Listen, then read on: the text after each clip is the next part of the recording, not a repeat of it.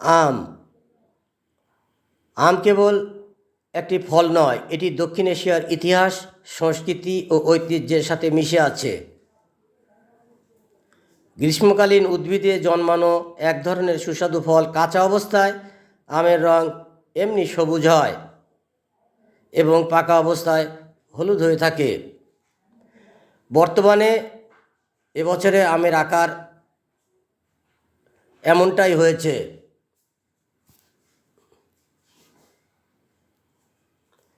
আম ভারতীয় উপমহাদেশীয় ফল। এর আদি নিবাস এশিয়ার অন্যতম সর্বাধিক আবাদকৃত ফল হিসেবে বিশ্বব্যাপী ছড়িয়ে পড়েছে। নানা জাতের আম পাওয়া যায় আমাদের এই বাংলাদেশে।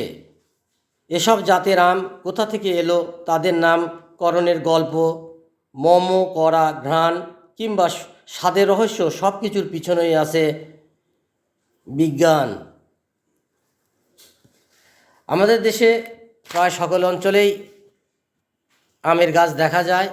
বিশেষ করে উত্তরবঙ্গের রাজশাহী, চাঁপাইনবাবগঞ্জে আমের বাম্পার ফলন হয়। বাংলাদেশে নানা জাতের আম পাওয়া যায়, যেমন ফজলি, গোপালভোগ, মোহনভোগ, ন্যাংরা, সিন্দুরা, আশ্বিনা ইত্যাদি। আমের অনেক গল্প কাহিনী ইতিহাসে বিদ্যমান আছে।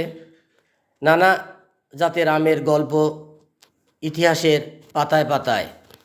আমের ইতিহাসটা অনেক পুরনো, প্রায় 500 বছরের পুরনো এই ফল এখন গোটা পৃথিবীতে ছড়িয়ে পড়েছে।